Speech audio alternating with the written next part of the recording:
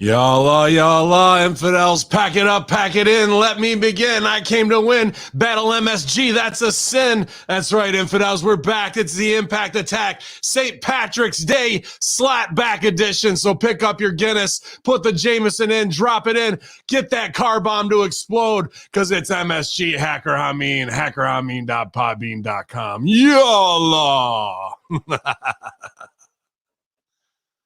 I can't hear you. Scared me for a second. I was like, do I have green on? Yes, I have.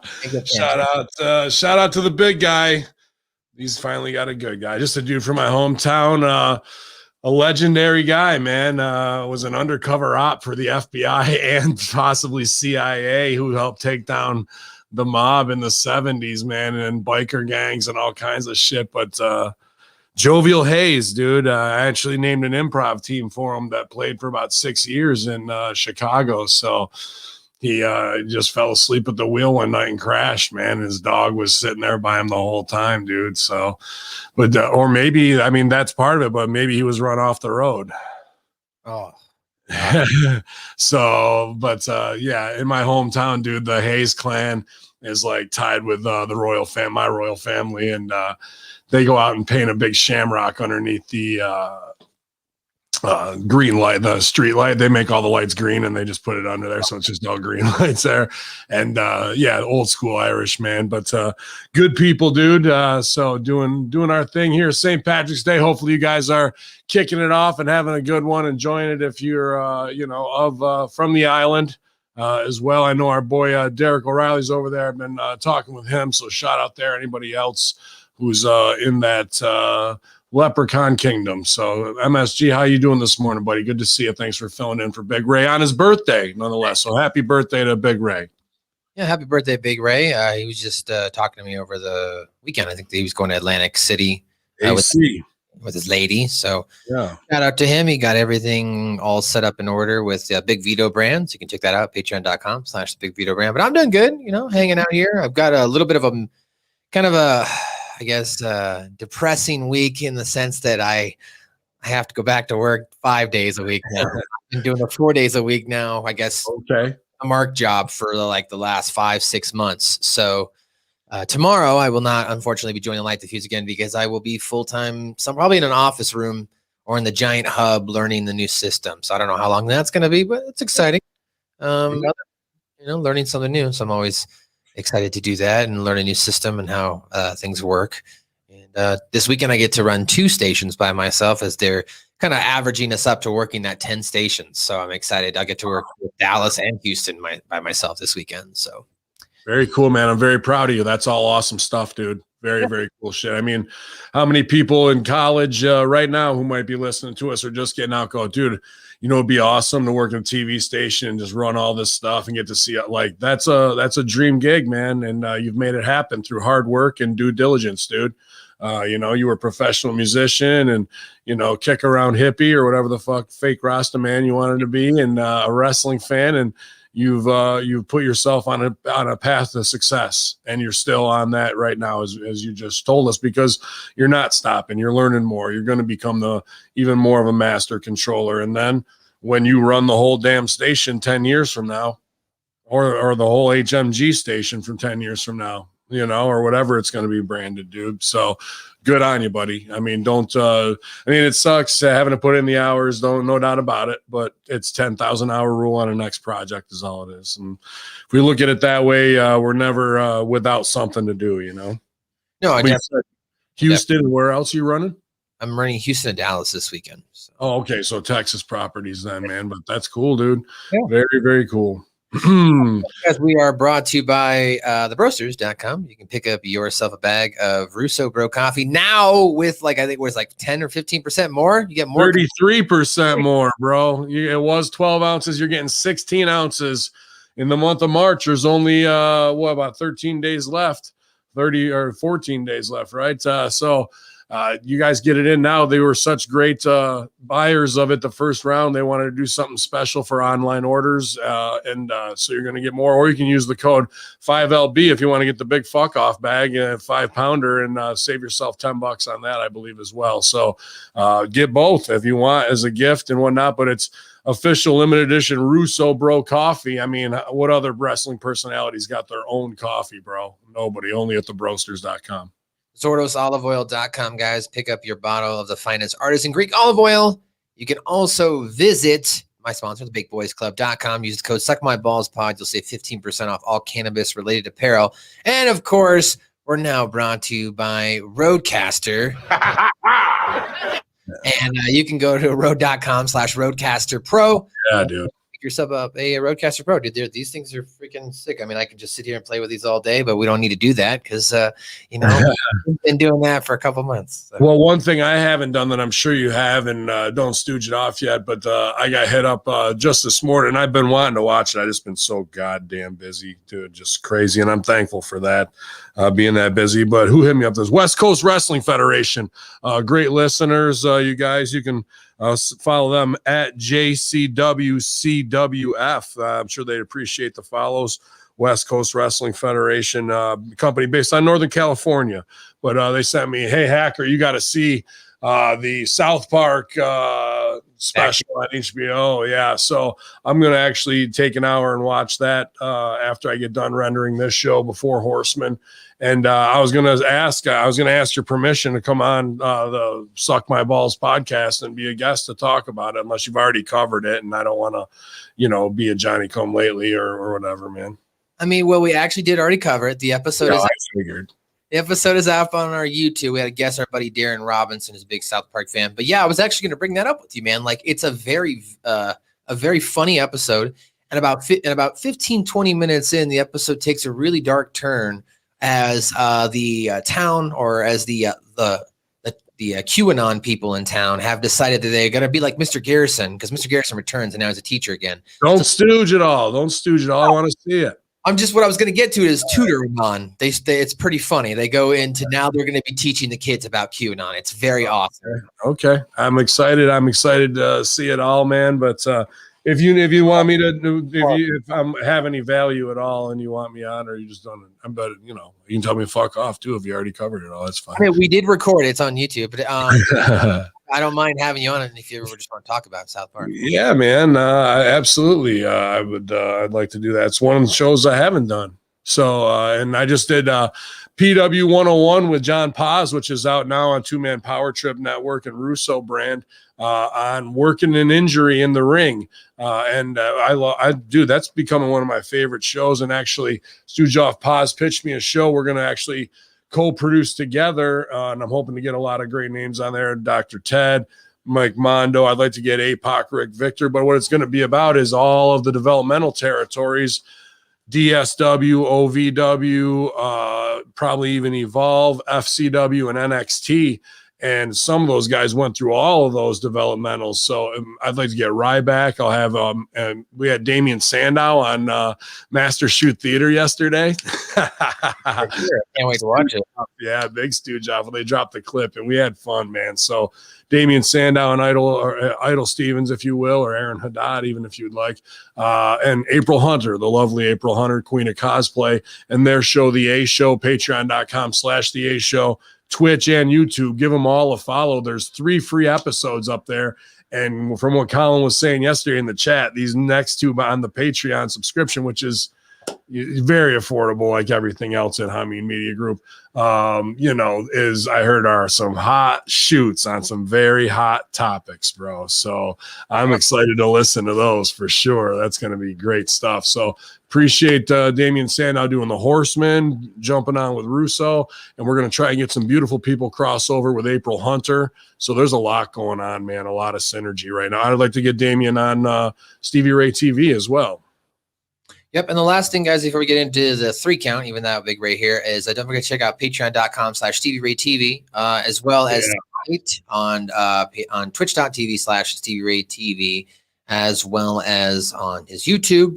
you can check out Main Event Wednesdays tonight, as he's going to have on former 3-time world champion Reggie Johnson, as they're going to talk about the life of Marvin Rather. I apologize if that's not his last name, but Marvin Hagler. Marvin Hagler, I'm sorry. It's all right. And of course, he unfortunately passed away a couple days ago. Rest in peace. So they're going to kind of go over his career, as Reggie was a great friend of his. And if you've ever listened to the Stevie Ray show, Stevie Ray does a great job interviewing some of these boxers. Oh, yeah. Because this is right when Stevie Ray was in his prime, bro. Like, he was probably out there early 80s, like fucking Eddie Murphy snagging tail, bro, back in the day, And this one, Marvelous Marvin, this is before your time, Maddie. And it was almost before my time. I remember from the tail end, but I'm Mike Tyson era kind of guy, and Roy Jones Jr. But Marvelous Marvin Hagler, bro, I think 64-4, I think is his record, and 56 knockouts, bro. 50. This motherfucker fought 68 people and knocked out 56 of the motherfuckers, bro. That's some punching power. So if you want to go see some highlights of some assholes getting knocked out, I mean, world-class boxers, guy's world champ. But dude, Marvelous Marvin Hagler was lethal, bro. Like he was built like a brick shit house. Like that's the first thing. And he just could punch on angles and guys wouldn't even see it coming. All of a sudden the fist is boom and down they go, head wobbling and down. He fucking hit you on the side like that. And man, just insane knockout power from in close. So Marvelous Marvin Hagler, we're going to talk about that in Conspiracy Horsemen, because there's a big COVID vaccine conspiracy around it right now too. So we'll be doing it real big tonight, 7:15 p.m. Eastern. If you're with us, we're going to talk about that and the Dyatlov Pass, which Dyatlov Pass would be very cool. All right. Well, if you want to hit that button, let's get into the 3 count, Ben. Yeah. Shout out Big Ray. Happy birthday, homie.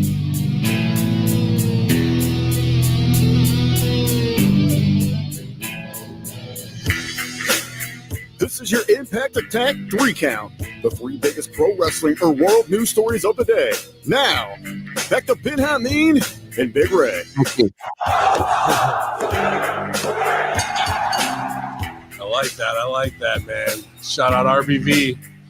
Shout out all the crew at Hamin Media Group. All right, so the first story I've got here is a somber story, not wrestling related, but I think it's definitely a topic that will be delved deep into more here on the Conspiracy Horseman tonight. So I'll give you a little preview. 8 killed last night, Ben. I was watching Rad Rob on Twitch.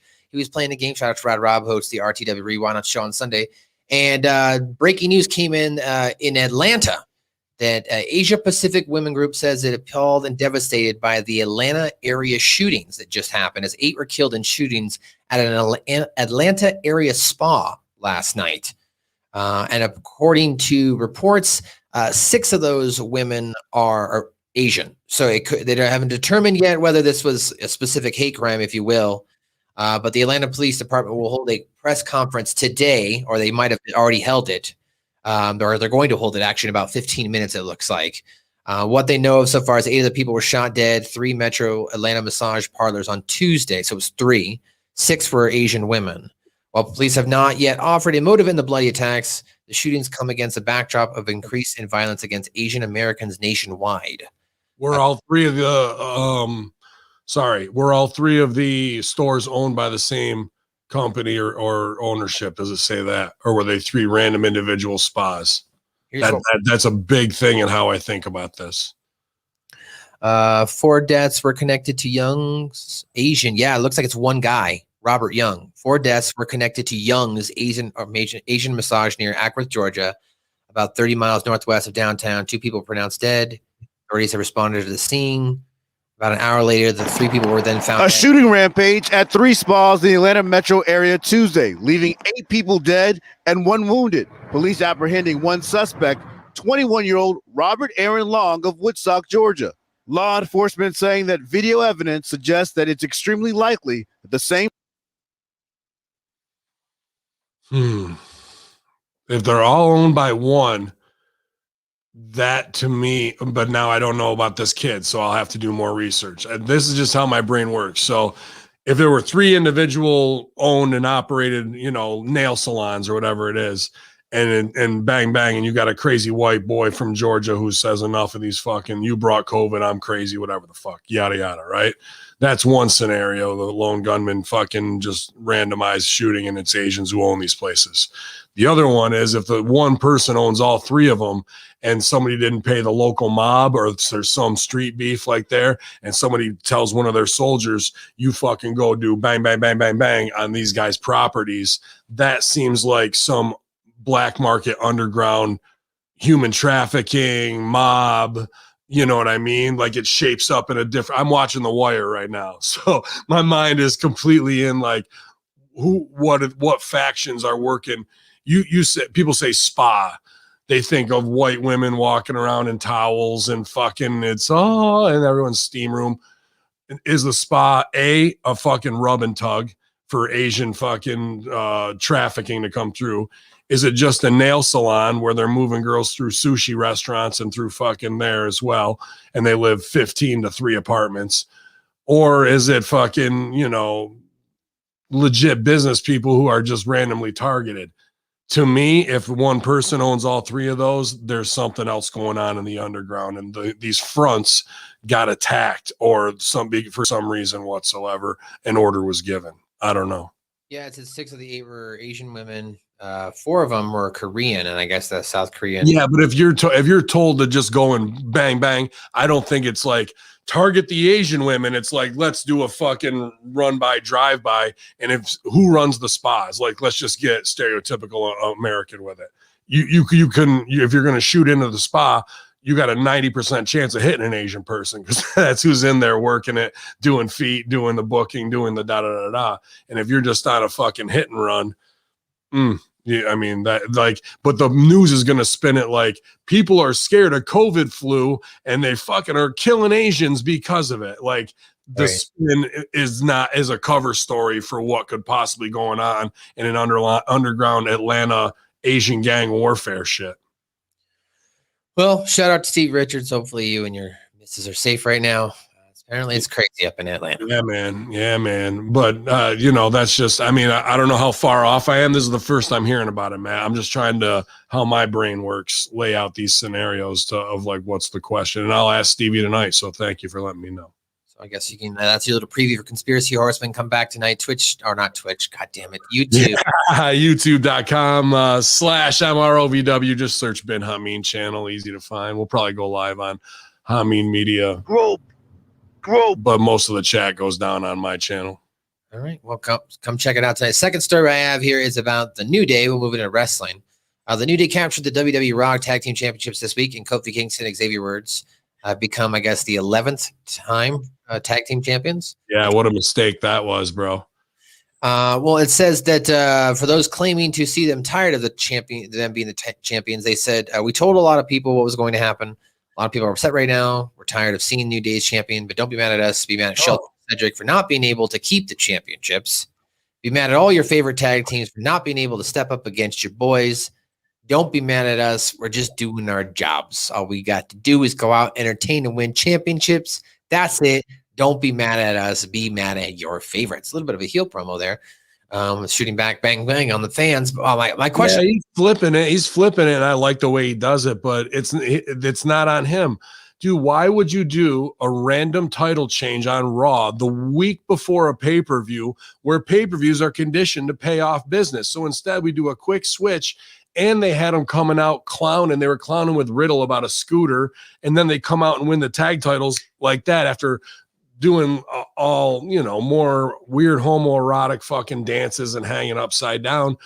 And then they wrestle like, awesome, like they're great athletes, win the titles out of nowhere, and then fucking Hurt Biz fucks off so AJ and Omos can come down, Big Ninja comes down to set up the WrestleMania thing just so they put it on them just because they want stakes at Mania with those guys to do it, and that it just looked so bad. There's fucking 1,000 better ways to get to that.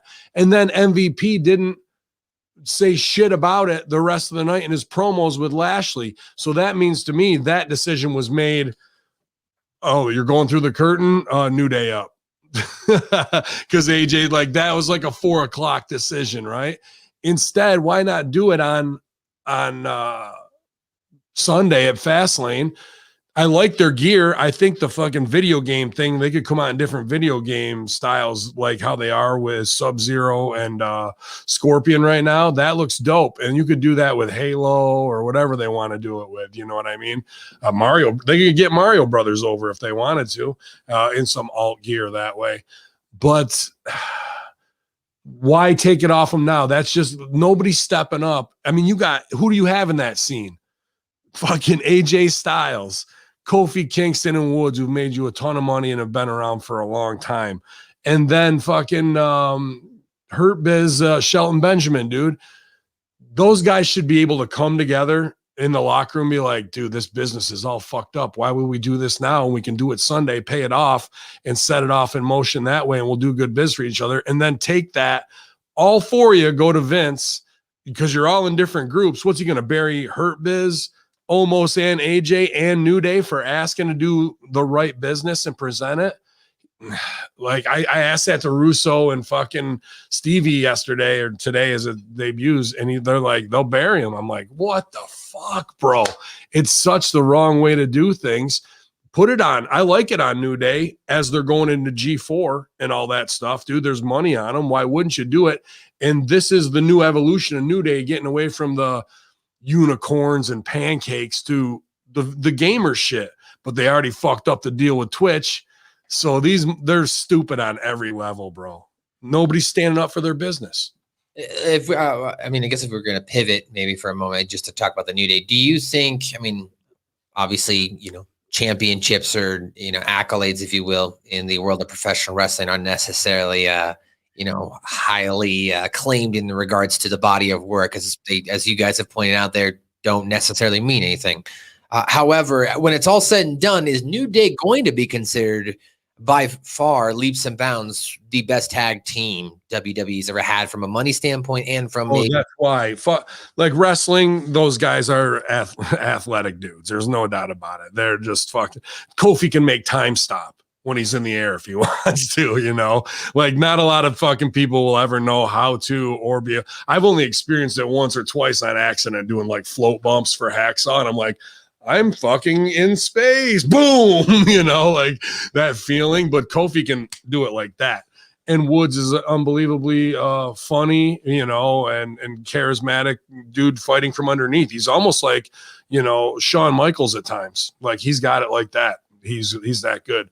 But that doesn't matter to me. The wrestling and all that. You want to talk why they may be considered one of the best of all time is because of money and sales, bro. These guys are merch fucking machines. That's why they'll go along and do things like this. And I get it, because they know they'll get buried and they'll fuck up their money, or the next thing they want to do that'll be cool.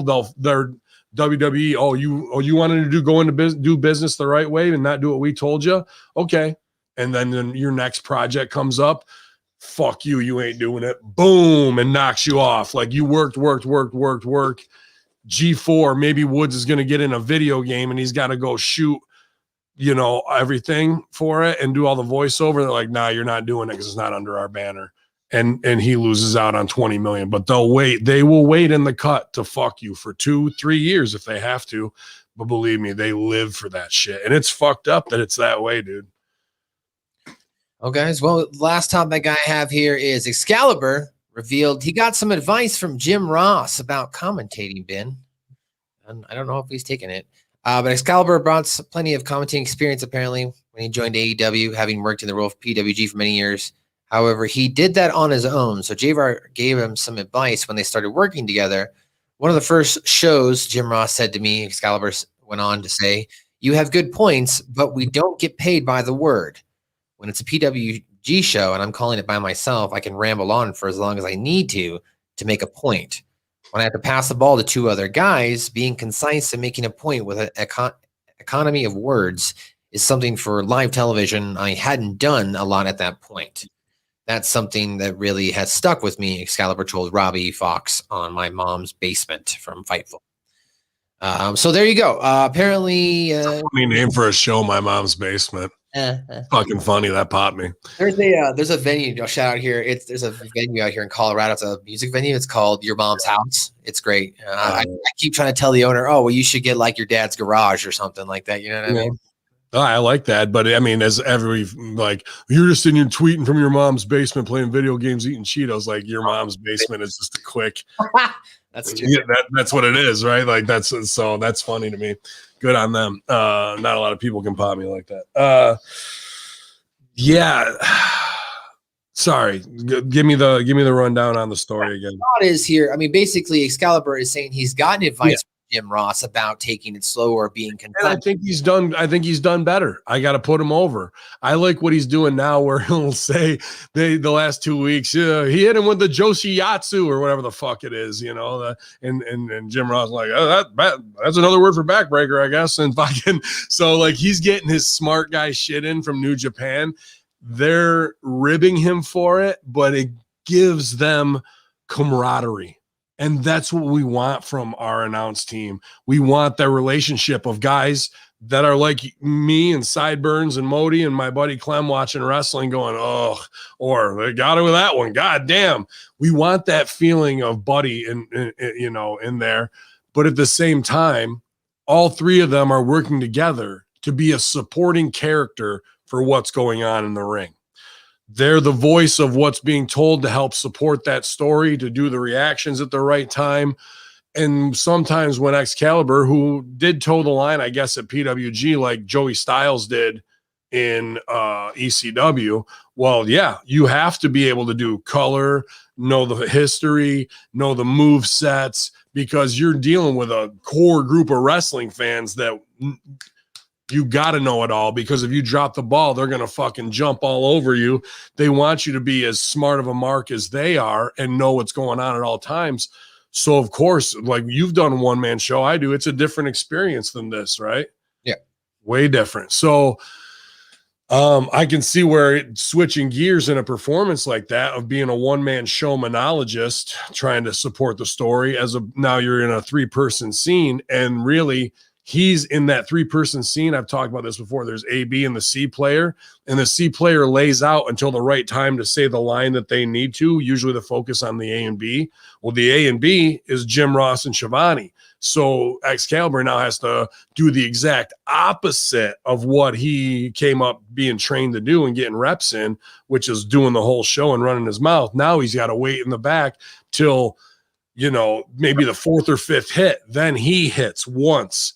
Then it goes back to JR and them. So I'm glad he can take that advice and take it and be like, okay, I just got to switch my partner here. And now he's getting paid the same for doing 1/3 of the work.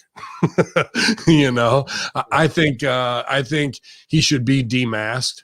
I think that should be an angle with him. And he comes back as a new version of himself, because the mask just doesn't need to be anymore. And that would actually help get heat on somebody.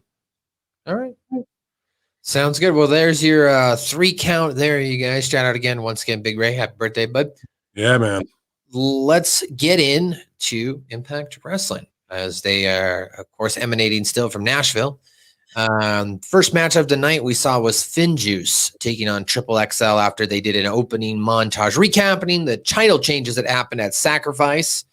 That being Rich Swan capturing the Unified Championship now over Moose. We had Ace Austin becoming the brand new X Division champion. And of course, to start this off, our brand new Impact World Tag Team champions, FinJuice from New Japan.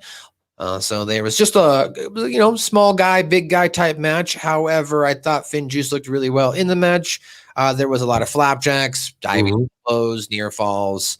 Eventually, though, Juice dived off the top of AC to the outside, while Finley hit an acid drop on Larry D. The 1, 2, 3. So the winner of this match was FinJuice.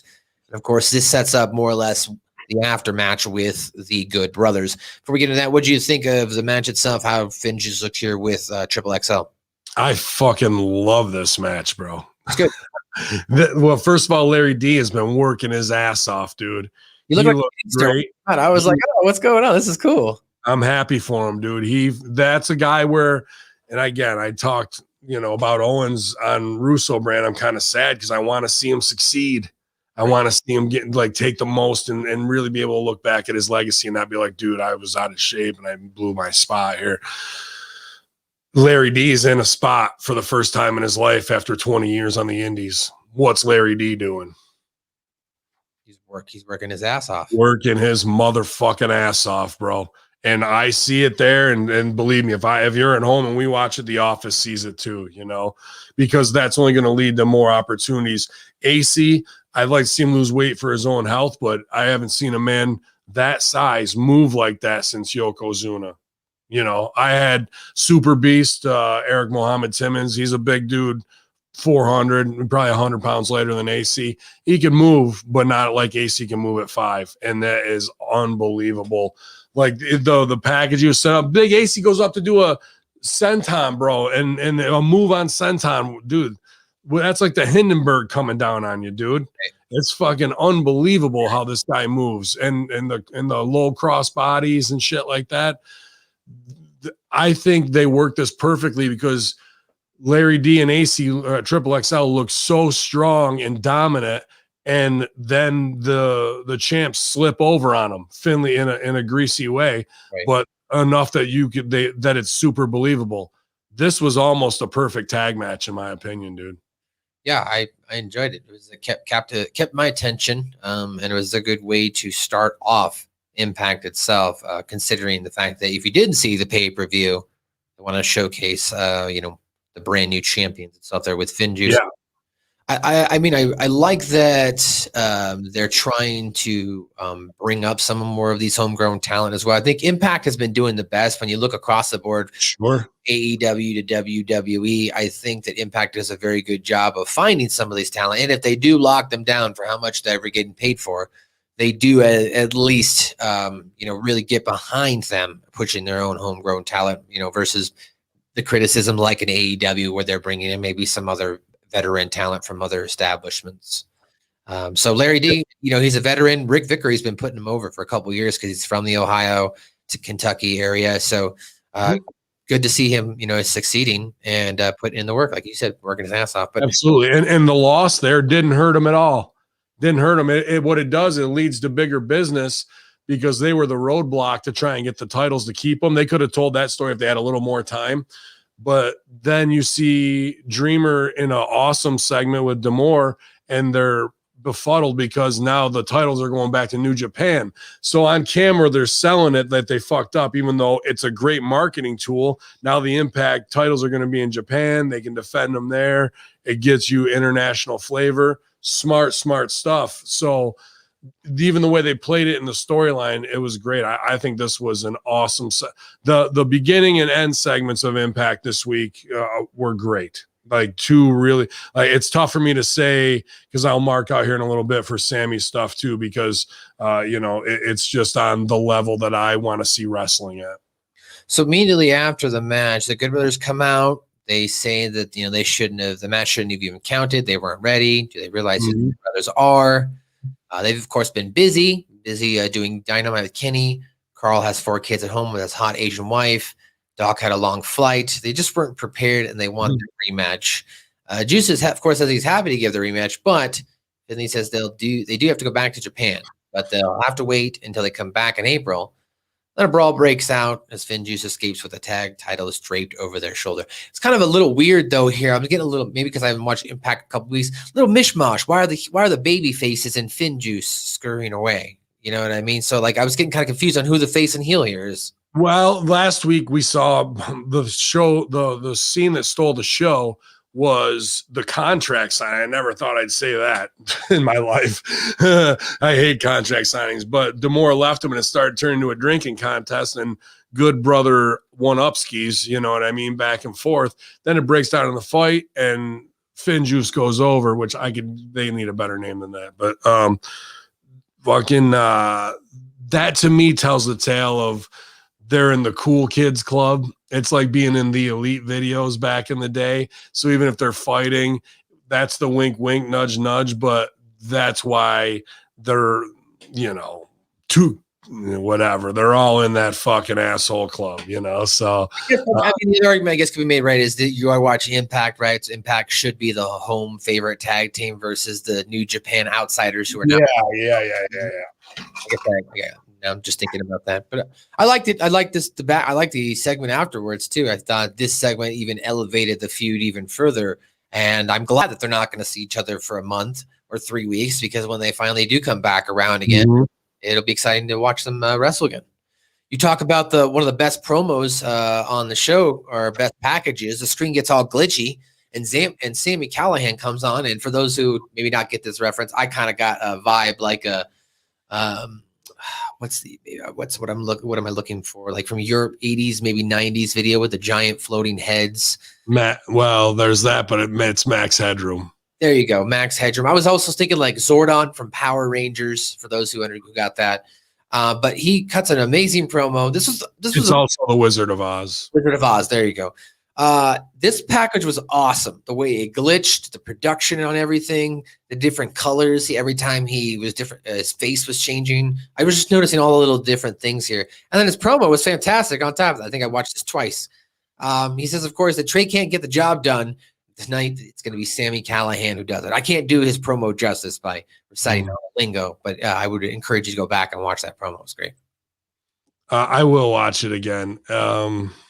I'm not trying to Horowitz myself or myself, because Sammy's brilliant and he don't need my help. But when I first saw this, it was awesome. Hold on one second. Sorry. Wu-Tang is the best. That's it. I like that. Hey, dude, we're live on Impact Attack. What's good with you? Stevie Richards, everybody. Yeah, I wish I got paid as low as they pay Impact wrestlers. I wouldn't have to pay all these taxes this year. Oh, I'm dreading doing mine, man. That's stuff. Yeah. This is the time of year where you almost wish you could just work a government job. Right. Yeah, or it's like, hey, here's a stimulus check. Hey, thank you. Take it right back. Fucking really, my stimulus will probably end up being about $200 after fucking tax season. That's all right. I'll just max the donation of my IRA so they can tax me at $59.50. Nice. Which is coming up. All right, I'll let you get back to it. Right. I don't watch. Sorry. It's okay. Anything you need from me immediately, or no? Anything emergency wise? No, just the swinger on. It's all I need to know. It's the only shit I watch. He was in one scene in the Swingers casino. So, but the opening with XXXL was awesome, and Sammy with the hacker character is really stepping up, stealing the show, man. So, and then there was a Tony Khan promo. Did Heath Slater start watching the show yet? Did Heath Slater? No, he hasn't tuned in yet. He was shocked at Rhino 1. So we'll see what his response is this week. I understand. Okay, so at least as much as the other. Right. I'll give you a shout as soon as we're done, all right? All right, see you guys. Later, Bye. bro. Later, Stevie. Stevie Richards. Go to StevieRichards.com and join the resistance band sensation that's sweeping the nation. Oh, fuck yeah. And you can get really this cover. Go to StevieRichardsFitness.com.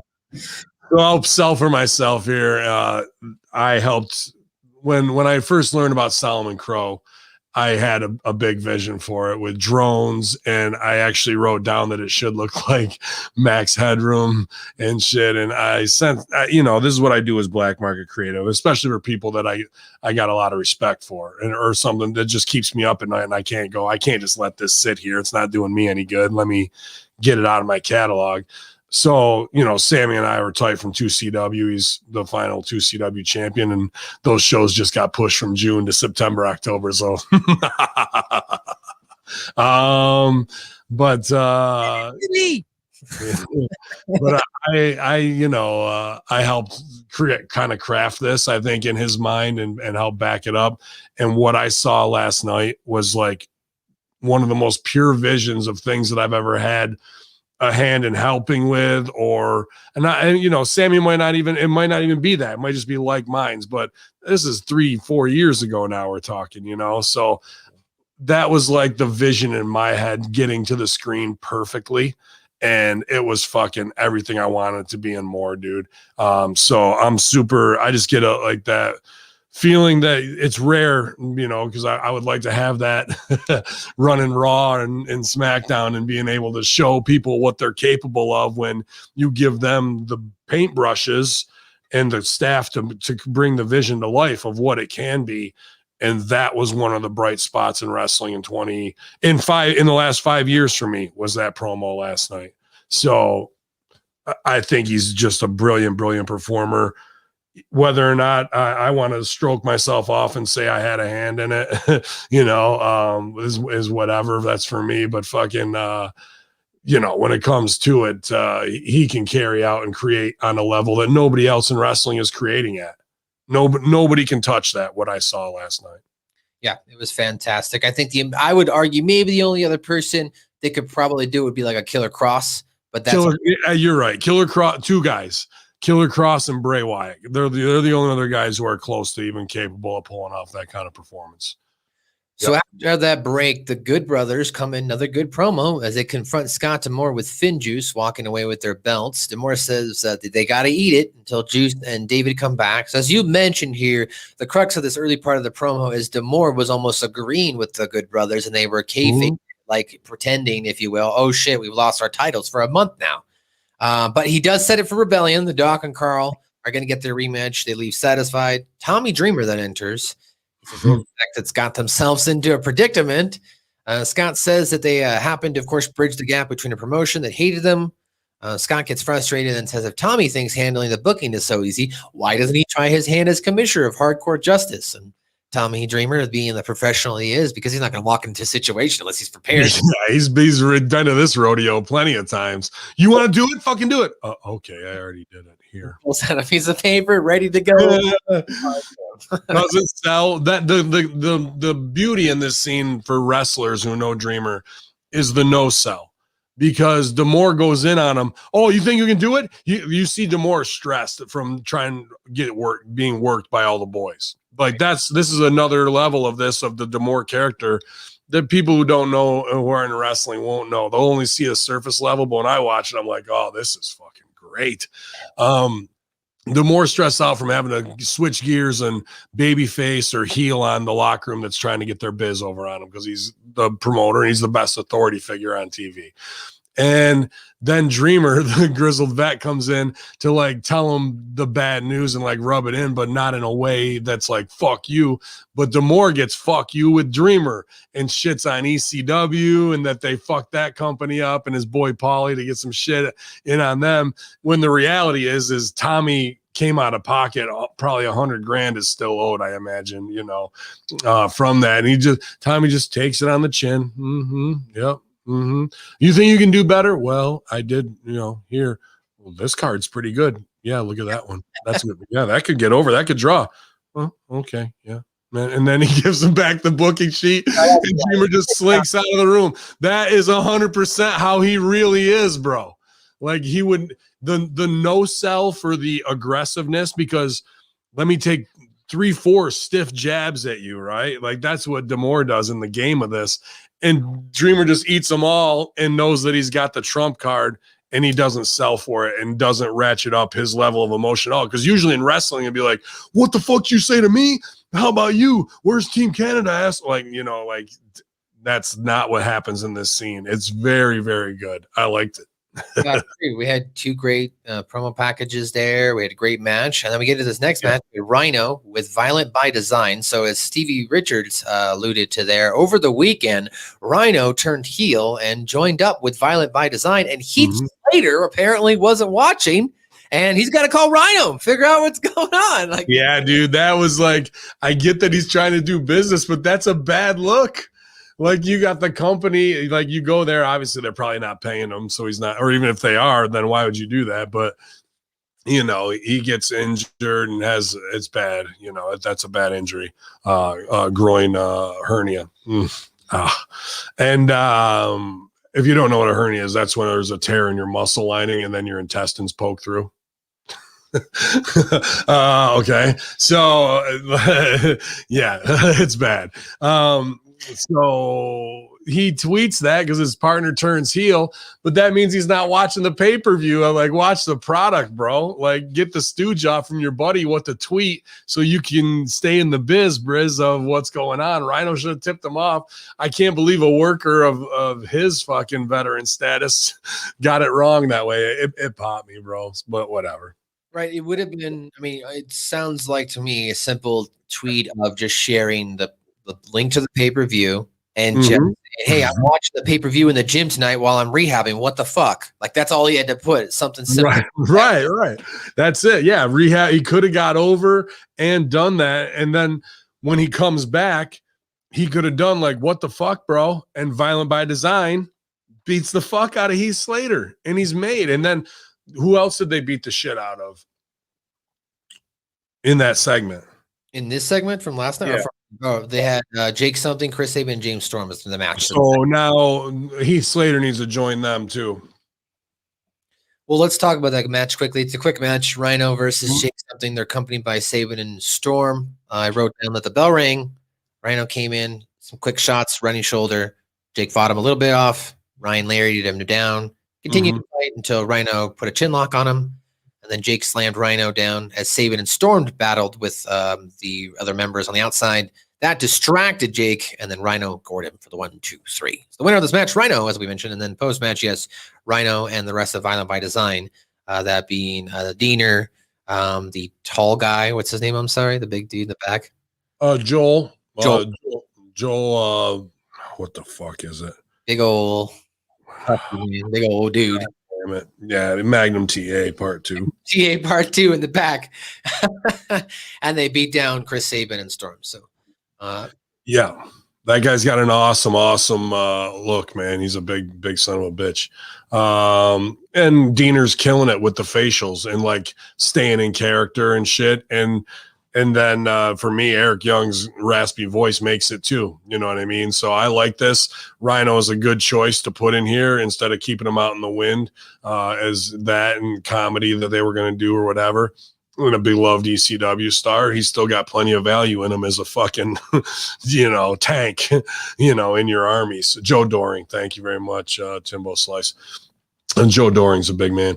I mean, if you just look at Rhino, like just look at some pictures of the last 15 years, he doesn't age. He looks the same. No, he looks the same, bro. And he's fucking an awesome dude.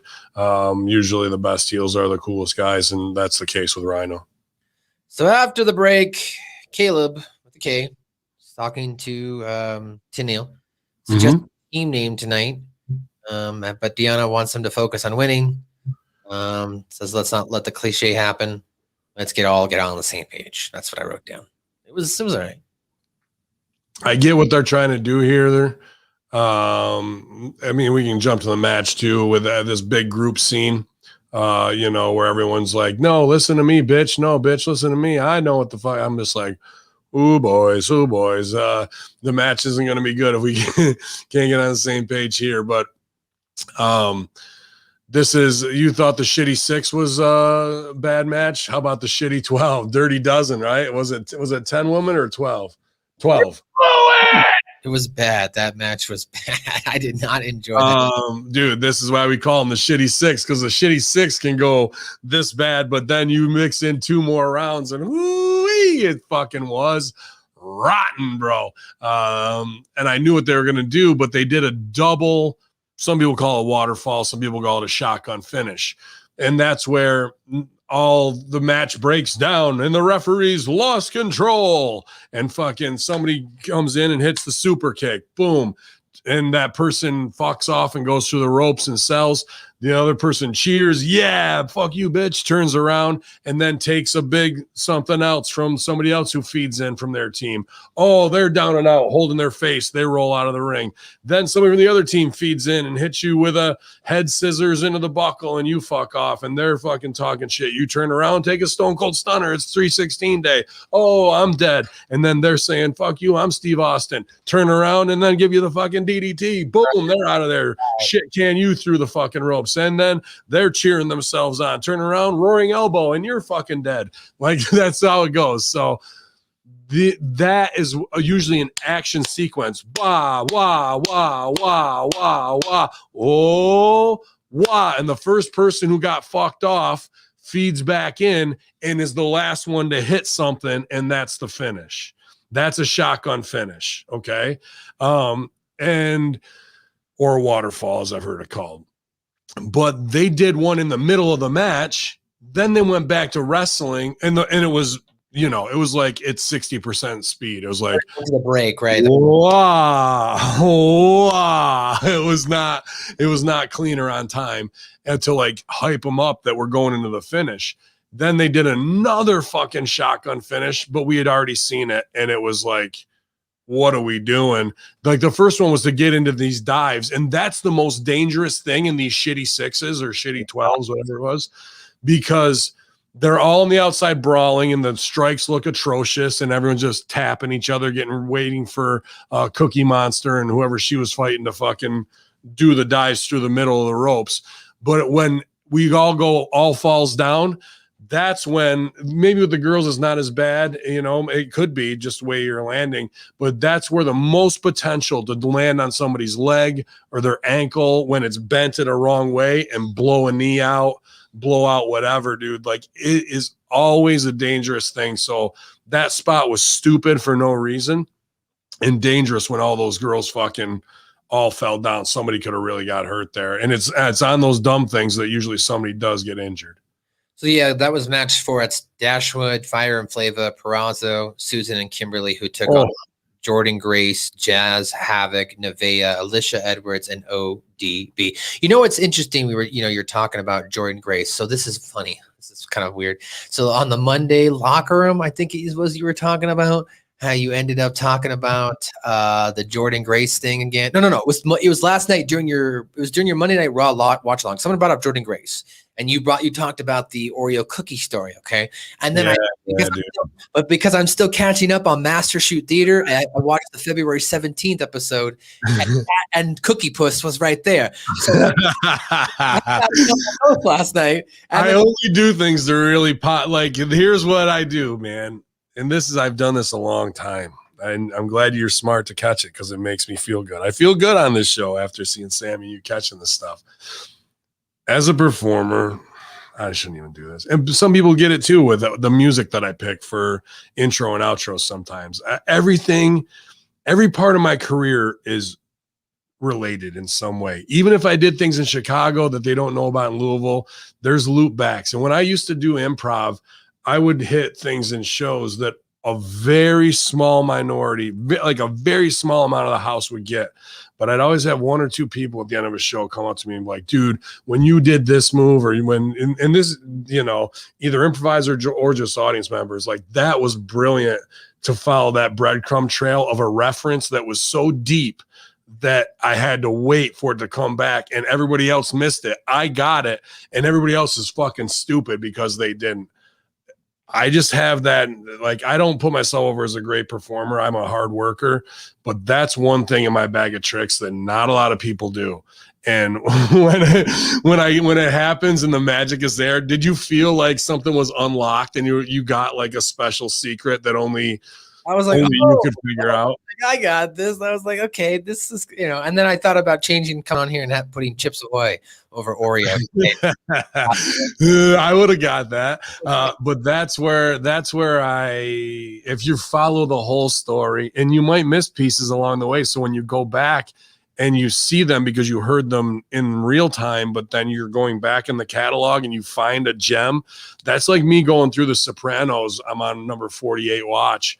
And I find things now that are so deep, so like I know everything else that's gone on. I'm looking for very small continuity things that add to the story. And when you find those, it's like finding the pot of gold at the end of the rainbow here on St. Patrick's Day, dude. So that makes me happy that that's just for my own little sick, like, improviser pleasure that I do that, and to pop Stevie. So when it all comes around, I like that shit, man. Well, Jordan Grace's team won that match. Did you think her team should have gone over? Yeah. Oh, it don't matter. If you're a worker worth your salt, you go to the back after a match like that, because I've done it about 6 to 10 times. We're like, holy shit, that was rotten, bro. And you're like, yeah, dude, I did this and you did that. Where were we? I don't know what the fuck was going on after this happened. You just got to laugh that off. If you're booked in a 10 woman on paper, and you know it's going to be the shits. You know it's going to be bad. And like, you can try your best to weather the storm, but when you got to do all those stupid indie spots like the shotgun, that match should have started and gone into the shotgun finish and then just ended in a brawl with all the girls brawling on the outside and a count out for everybody. Get the ref over, get the heat over, that the women's division's red hot right now, and not spot. We got to have a winner.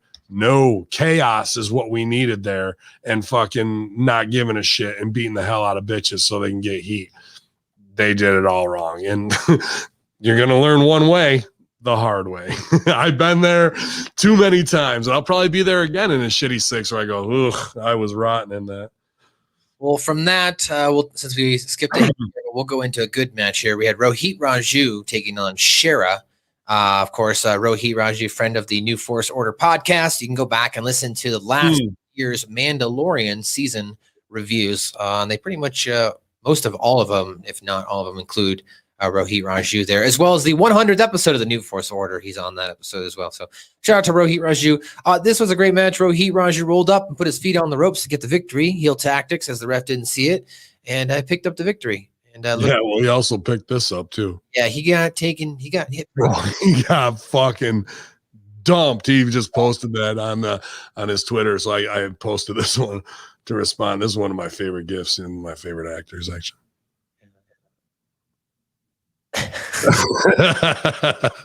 Oh yeah. Oh man, dude. Rohit's awesome, bro, and he gets the win here, the sneak win over Mahabali. I think this is a case of Mahabali's on a pay-per-performance basis, and Rohit's the sign guy. So, because I would have put Mahabali over here, but Rohit did it, and I think that's why. And if I was booking, I would have done it that way too. Why would we have a guy who's here for a minute go over on our dude who's one of our fucking workhorses? Mahabali Shira been working out at OVW, I think, with Al. There's money written all over him. If it was me, I'd put them together, and I'd want. I don't know how their relationship is, but I could see them in WWE definitely together. So following that, we had Rich Swan. He was admiring his unified championships. This was a very just odd placement of the promo because Willie Mack comes in to congratulate and notes that they have to celebrate. Swan says he is game for it, but not at the moment as he's got some business to take care of. And he heads to the ring. Now, the reason why I say that's confusing is one of the first opening lines Rich Swan says is, your boy came out as the double champion. I did it. I partied on Saturday. I partied on Sunday. I partied on Monday. And I'm just like, so you didn't party with Willie Mack? That seems kind of messed up. And also, where was Willie Mack? And why were you then talking about partying when you've already partied? No, Willie Mack did the promo with him right before this. That's what I'm saying.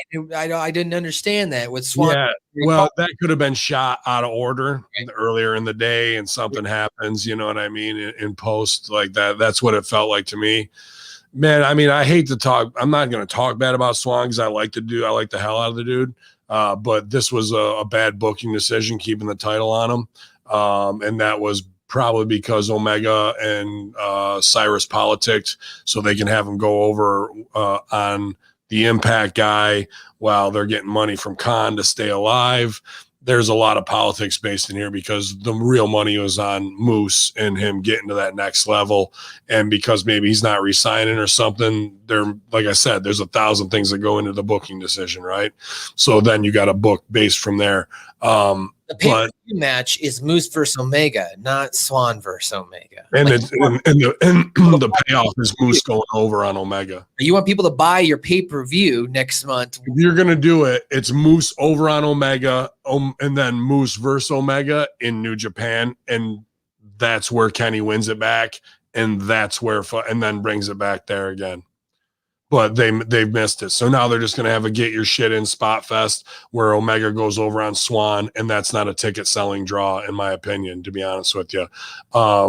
And Swan is kind of exposed in situations like this because for almost his entire career, he comes out to be the party guy and the life of the party. That's good to get over as a babyface and sell merch on the indies. Right. Here, as the guy who's got to carry the company, you got to be the promo, you got to have the look, and you got to get it done. He's dropping the belts. He's nervous because he's not a promo guy, and now he's got to try and do that, and it's not believable, and it's like some wrestling voice, and then I'll bring you back here, and I'll do wrestling voice again, and then I might do a daddy, and I might do this, and it's not believable, and it's not top tier material, bro. So we got to find a way to either get him a mouthpiece like MVP, like that's a good solution. Willie Mack's not that guy, unfortunately, you know. But like if you're gonna have Swan that way, right now he's just a soft property, and he's so talented. I hate to even say that, but that's not the guy you want as your champ. And they had a way to go, but like I said, could be 1,000 things contractually, putting pressure on Moose, and then, you know, a phony wrestling storyline versus his future. That's just the trade-off that the fans don't know about and why things happen sometimes. No, I agree. And as I was watching Rich Swan, you pointed it out, you know, I think I'm probably about the same height wise as Rich Swan, like 5'8", 5'9". And I'm pretty short, bro. What I thought about was, I was like, Swan, why didn't you come out and have the titles ready? Like have one around your waist so it's buckled, and then you have the other one buckled. So that way it just sits on your arm, and if it does fall, you can get it back up. I'm like, why are you wear them front and back? So you got a title on in front and title on in back as well. That's an easy trick. It's not like he's a fat guy who's got to fucking put his titles over his shoulder like me. Fucking, you know, he can actually walk up. Right, just done festival or something. And that's kind of wrestling 101, unless you are a fat guy or a giant dude who can't do it. And now they even have belt extenders, so you can. But I don't know, you know. Maybe, yeah, that's good. But a lot of old timer knowledge aren't everybody, Rick. And when you're the champ, you walk out with the title around your waist, not on your shoulder. Hey. Like that shows you're the fucking champ. So that's him as maybe an indie guy too, not knowing, and somebody not smartening him up, dude. And, you know, I've worked with him in 2CW. He's a phenomenal talent, and I'm not trying to shit on the guy.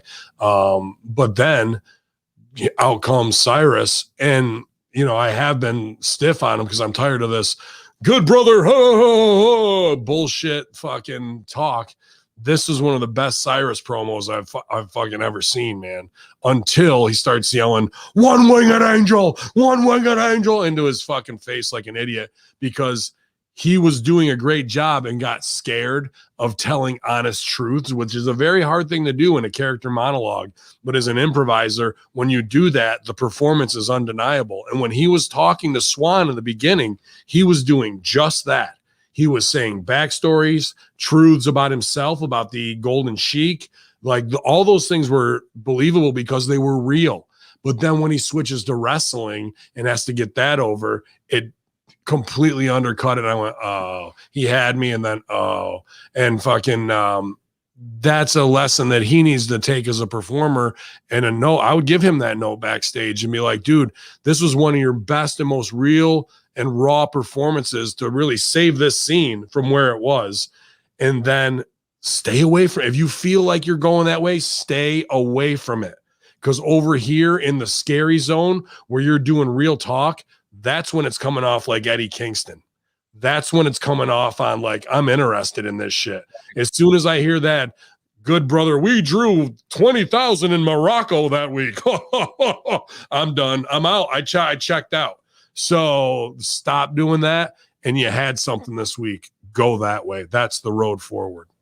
Yeah. So and I agreed with you. Like I thought the promo was a little long, could have been queued up, shortened down about 2-3 minutes. But I liked when he talked about being the invisible hand. Like, you know, I was the invisible hand there for Kenny when just like I was with Rich, and he ran down his win with Okada, his Moxley, and Rich Swan. But then, yeah, he got into the, what do I know? What do I know? Started screaming. Yeah. That shit's like, you're done. Like, we're back to phony wrestling.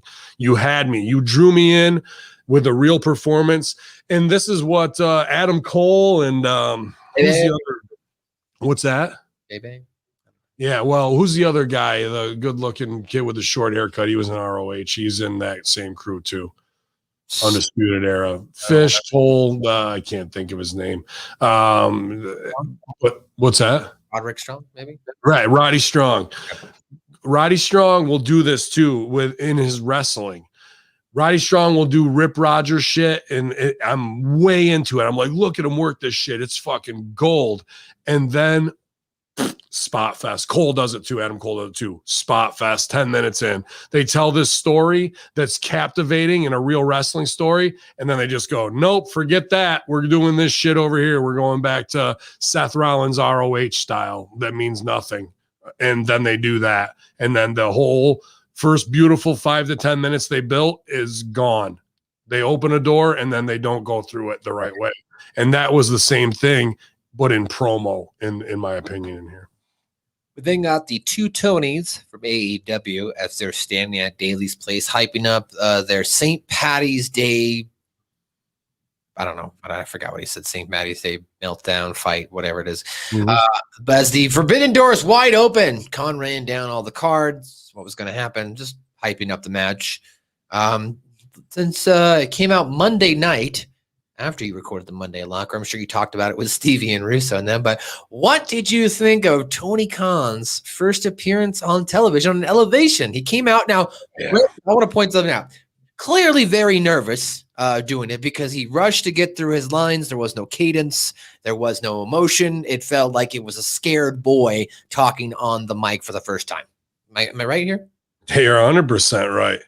And we did talk about the nine days till then, 9 days till you wrestle. And here we are. More of the let's get back. Somebody cut up that old fucking parking lot promo where they were out there saying what they were and weren't going to do. And one of them was, I'm not going to be on camera and be an authority figure like that. Another one was, we're not going to hire old guys and it's going to be all young talent. And now where are we?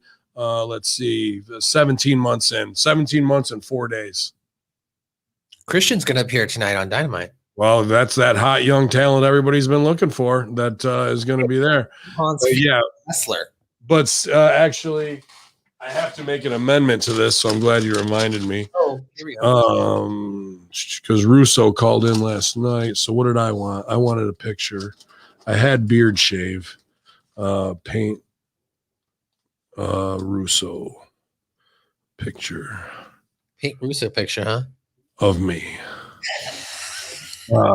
So this is filed under confidential. Now that's confidential. But we place bets on the over-under of when Khan will actually be in his first match. Russo chose July 4th. I took August 24th. And Stevie has the 1 year anniversary, October 13th-ish, and we all have something on the line. Guess we'll find out who's going to win that bet. But yeah, so they hyped up AEW, guys. There wasn't much here. There wasn't like a big promo other than like Tony Khan saying, we're better than Impact, essentially. Same stuff he's been saying. Eddie Edwards, though, and Matt Cardona are up next as they're having a friendly conversation. Did you see that Fulham Soccer Proper West is trying to fucking get him banned from being at games and shit too? His own fans have turned on him because they fucking think he's such a douche, and that they got demoted to the B League from where they were. And then NFL trade sheets were smashing on him yesterday that they've spent over $1.4 billion on their roster and in office, and that's 75% more than almost any other team in the NFL, and they have a 1-15 record. Do you think that guy has a track record of success, no matter how much money you throw at a fucking problem? It looks like he's a born loser. Yeah. Well, unfortunately, he hasn't had much success. Well, the thing is, and I think this is can be pointed out to anybody, when you don't have to work hard, right, and grind for something, learn how to do a craft, whatever it is, no matter what type of job, when you're handed something, you're not, unless you're going to sit down and focus on one thing at a time to try and be the best at that, you're basically just a kid playing with a bunch of money. I'm assuming. I mean, that's really what Tony Khan is doing with all these different leagues and stuff like that. His dad's a very successful, rich businessman, right? I mean, they do something with oil or something or energy. I'm assuming something like that. And then you've got these sports teams that his son is kind of playing around with that don't seem to be as successful. And the fans in all franchises, Fulham, Jacksonville Jaguars, and at times AEW, are definitely voicing their opinions. No, you're spot on with that, man. My old man said, no one teach you how to work hard, so you learn, so you're going to want to work smart.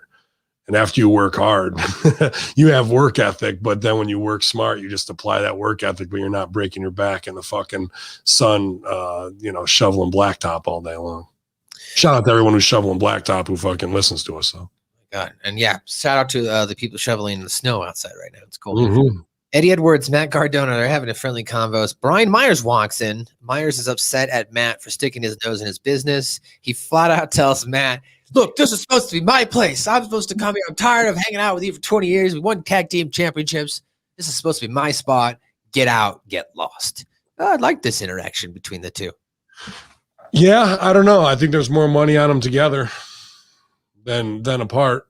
Like, we're just kind of wasting time to the inevitable unless we're going to go into a long-term feud with them. I hope they're going to do something. But I just like seeing. Well, they wouldn't do the scene if they weren't going to do something, right? Well, who knows? It's Impact Wrestling. That's true. One might be signed, one might not be. Yeah. So Ace Austin, we already talked about the women's match, so we'll jump to the segment before the main event. Ace Austin says that he's the X Division champ now as he's talking to Gabby. It says that the way it should be, TJP ended his initial winning streak in Impact, but he secured the belt for himself. Chris Bay came in and said last Tuesday, I beat you, so that means that I should be the number one contender. Josh Alexander comes in and says, well, I beat you, Chris Bay, and I beat you, Ace Austin, back in November, so I should be the number one contender. And then, of course, TJP walks in and says, look, I'm already getting my rematch next week. It's official from Scott D'Amore. Kind of an interesting backstage package. I don't necessarily know if Bay and Alexander were needed there because it kind of did make them, I don't know, felt less than here in the scene because you just had TJP walk in. It was like, yeah, I'm better than you and I get my rematch, so get out of here, versus, I don't know, them setting up some sort of, okay, well, then next week Bay and Alexander are going to fight and the winner of that's going to be the number one contender. It just felt like they diminished them as characters here in the scene. They did. TJP played the vet and big leagued them, and it was good. I like the back of the lines over there. Ace Austin was reminding me of Jamin Olivencia, which I liked that. And Big Man just kind of stayed there and played the C character, the intimidating, imposing figure that he needed to be, right? And then you see the greenness of Josh Alexander and Chris Bay a little bit because they were indie guys who are now on TV. They walk into the scene to do their monologue, but their back is closed off to the camera. So they don't know. It feels weird. I can't really explain it. I can't explain it. The blocking and where you have to hit your marks when you're doing these pre-tapes. I might look like I'm talking directly across to Matt, but we're only angled at 20 degrees. Right. And with the way we stand, we're almost standing side by side, but on camera, it looks like I'm talking to him straight away. So it's definitely not how you would ever interact with somebody in real life. But something like that. I get this way. But we're pretty close. So because the most important thing is your money is here. So they need to see the reaction. So if all I can see is the back of his fucking head talking like this, then you're not like, where's our money? The words aren't mattering. So that's where a director needs to either reshoot that. I mean, it was a good little scene, but Josh Alexander and Bay got to learn that and know that is their second nature if they're on TV and now it's their time to get mic time.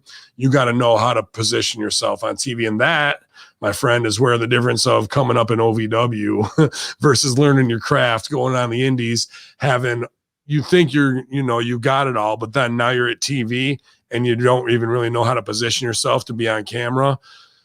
It shows that we got a long way to grow some of these performers still. As brilliant as they are in the ring, And even Sami in the finish on his match put the hold on the wrong way opposite hard cam, so all we saw were their backs. So as much as I love Sami's shit, bro, the finish as a producer, I'd been like, fuck, let's shoot that again. Stop there, switch the camera, have them turn them, and we'll fucking do it. One thing, if I was going to nitpick this scene as well, the one thing I would have maybe liked, and I get it, it happened, before the main event, if you will. But why did Alexander and Chris Bay let TJP walk out of there standing? I mean, what's this? Why didn't they just beat the shit out of fucking baby faces? Chris Bay is not a baby face. He's kind of middle of the road smart ass. He's not a heel that's going to beat the fuck out of somebody. Not with Ace Austin and Big Man there. I don't think that somebody shouldn't have, but like backed up and left. They're not going to, you know what I mean? Yeah, I get what you're saying, but I kind of like the choice of not, because there's a time for wrestling and then there's a time for like the shit talk and my mic time. And that scene was about jumping each guy's mic time and fucking them over and like them just be hot. And there's even, I like this from Chris Bay, after like, I hate these things in wrestling where it's like, oh, it's my catchphrase and I have the most sensational jackets, and like, okay, that's only going to take you this far as relating to you. But even after TJP walks off the scene, I hear him talking about his sensational jackets underneath afterwards. So he's putting it over, even though it's a shitty line and fucking a rib or whatever. That made me laugh too. I like this little scene. I think TJP with the slow play is the way to go. And I get where there could be violence there. That would be a choice that wouldn't be bad. I like that there wasn't, because where do we want to see the violence, Matt? Ring. Okay, so let's save it for there. All right. Well, I just wanted to see TJP get taken out, but now you want to see it even more, man. And I like Mean Gino with the arm stretch of the mic, like as the rib, like coming. You know what I mean? All that kind of shit was good. Good little scene play there. Opposite of what we've seen in a lot of WWE with the ding dong, and all that shit. Hello? Bad. Well, after that, we got the main event. Sami Callihan taking on Trey. This is they gave this match about 15 minutes, about 2 segments. Went through the last commercial break. Inevitably, Trey Trey hit a package power driver. Was caught with a package power driver, and Sami for the 1, 2, 3. Did you catch what he said there at the end when he hit him with it? No, I did not write that down. Commentary, they go, the package pile driver should be banned. It's too impactful of a move. So I wonder if that's where they're going with that. Oh, the other thing on Chris Bay, he's got to cut his hair. I like his hair. I do too. But who else has that hair? Kofi Kingston. Who else has that hair? Without the blonde tips, it's pretty similar to Rich Swan's. So gotcha. I think he should do something with like cut it all off in a drastic thing, or do a hair versus hair match if you want to. But he should be the guy with the cool, barber shop with like every time, because every time they go to tape, it's 5 weeks apart. That's enough time to grow your hair in. He could have all cool designs and shit in his head, or do like the pay-per-view thing, you know what I mean? And have all that. Like, what if he went longer, just went dreads, went full longer? I don't know. Like he could, but I think if you see dreads, no matter how long, you think Kofi, and then B, your champ has dreads. You got to make yourself look a little different, because to the minority, nerd crowd at home, yeah, they're going to support it.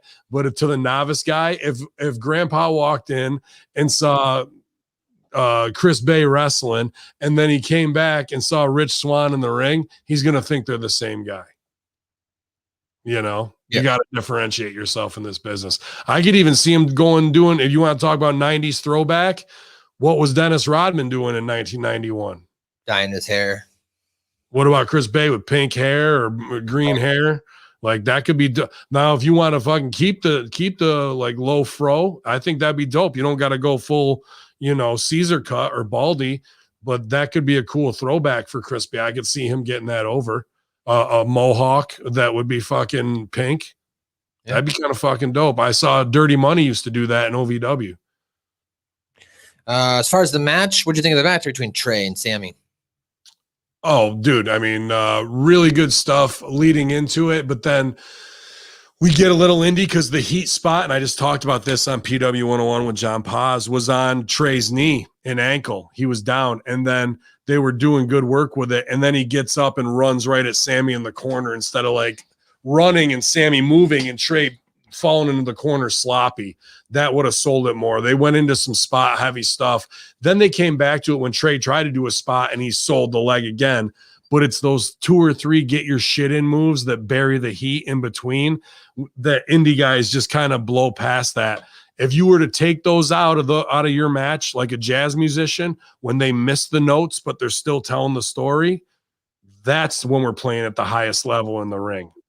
That's cool. You know what I'm saying? Yeah, you're just playing in the pocket. Right. So that's where you have to scale. Like, I get it. You got to pull time and you're like, oh, I got to pull time here. So that means in their mind moves. What should it really mean to pull time? What should he be doing? They should be taunting each other, looking each other up and down. Well, this is after the heat spot. He should be on the cell. And Sami should be stalking him. You know what I mean? Or doing something, talking shit to him, and he's slinking away as the monster's getting close to him. You know what I mean? You can be on the cell for as long as you need to do. You can do 3 moves in 30 seconds. You can be on the cell off of 1 move for 30 seconds and get all this over, all the emotion of the story. So, but they pulled a half hour, you know what I mean? And I just wish things like after a great heat spot like that they would not have to get that shit in, just sell more. That's all they got to do. But this match was great. I love Sami's, and I'm going to steal this, the Boston Crab on the top rope. That was fucking cool. But Sami had him out of position at the end for the finish. They were facing up towards the ramp, needed to spin him 180. So it's all the small things when it comes to workers critiquing workers. But this match, if I was a fan, I would have been pumped about it, no doubt. Yeah, I thought it was a great match. Good way to end Impact Wrestling. And that was how they went off the air. So that was your episode this week of Impact. Yeah. Overall, what do you think as far as between Monday Night Raw and SmackDown over the last couple of days in comparison? As Impact stacked? Impact's 1,000 times better. Like Drew and Sheamus but I dropped an F-bomb on TV, Ben. Yeah, Drew, Sheamus, and Lashley are killing it. But the way they're setting them up is, and then what they're doing with Braun with the green slime and hopscotch. I mean, how can you even compare that XXXL match to anything that I saw on Raw? You can't. That XXXL match was fucking great. Now, lastly, I like black stuff. I saw Stranger posted a clip about Orton throwing up some black goo. Oh, well, yeah, that's the fucking satanic mojo that Alexa's put on Randy Orton and via The Fiend. So, yeah, dude, bad.